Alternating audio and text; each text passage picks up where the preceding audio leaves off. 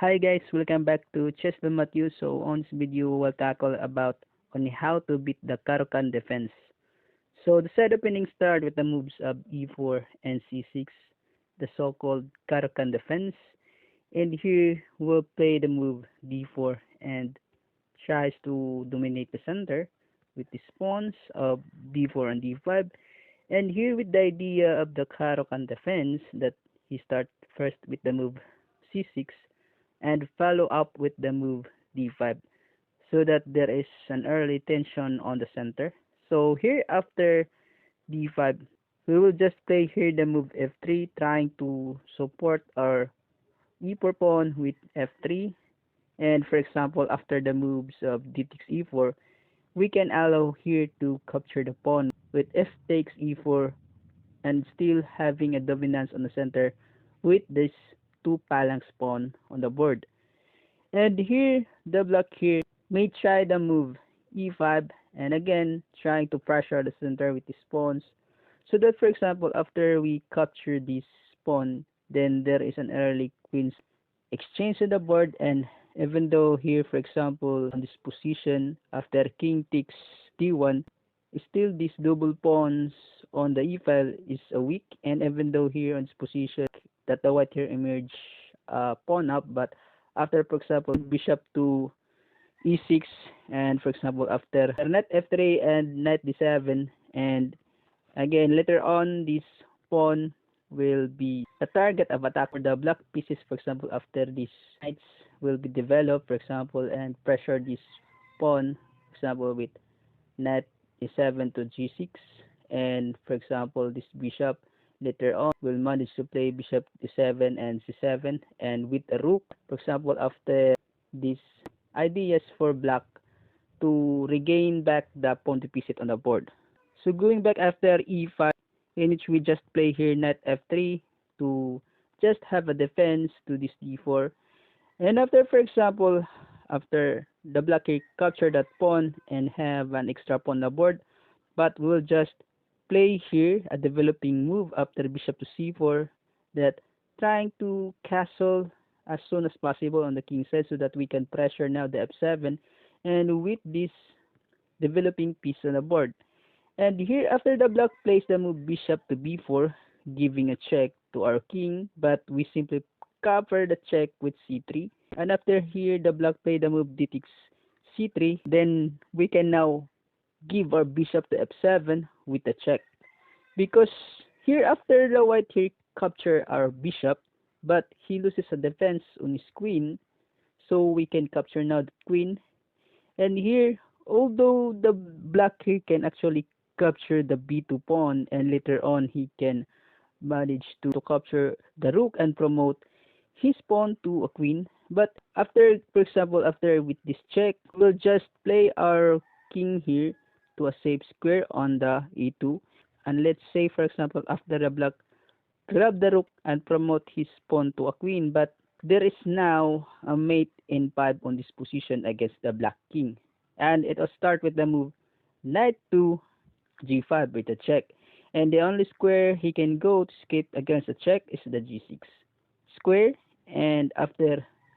again we give a check to the a8 with queen a8 check, and he has only 2 square to go because our knight here cannot be captured because it was actually defended with our bishop on c1. So after for example the move queen to h6, but still there is a discover check with our bishop after knight to e6. So the only thing he can do after this check on the c1 is to cover the check with the move g5, but still there is bishop takes g5 checkmate on the board. So going back on this position after king g6, and after for example after queen to e8, and even the black here played the move king to f6, but still there is a mate after rook f1, and the only thing he can do against this check is to cover with his bishop, and after a cover, but still there is rook takes f5 checkmate, and in just 14 moves the white here wins against the CARO-KANN defense. And going back after the initial position after e4 c6, the CARO-KANN defense, and after, for example,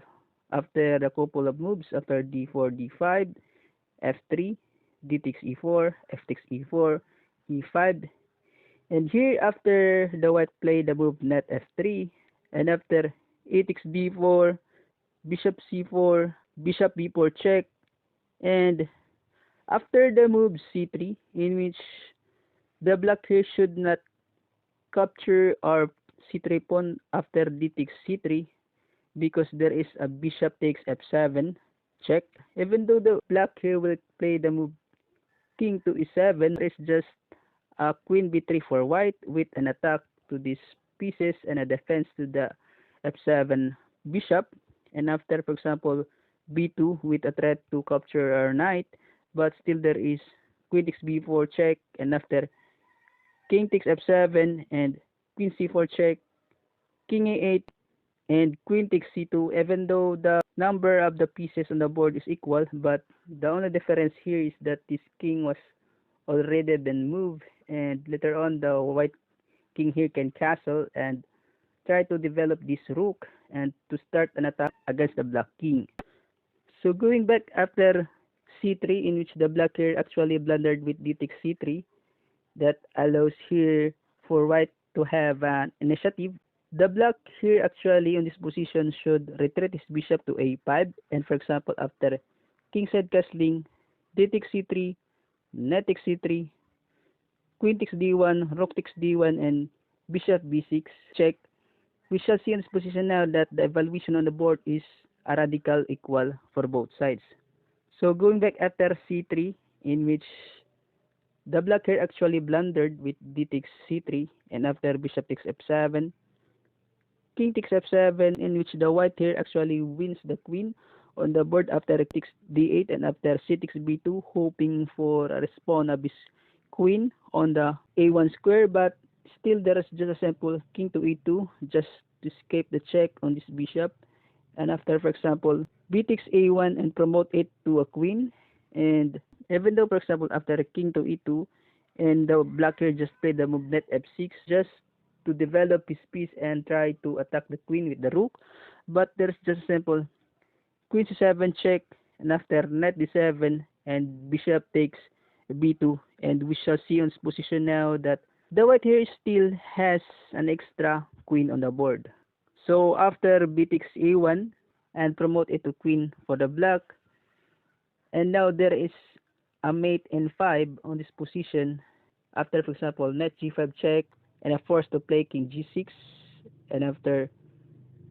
again queen a8 check to the king, and after the king moves to h6, but still there is a discover check from this bishop, and again the only thing that the black here can do against the check is to cover, but still after a cover there is a capture on g5, and it is already now a checkmate. So that's all. I hope you enjoyed this video, and please don't forget to subscribe.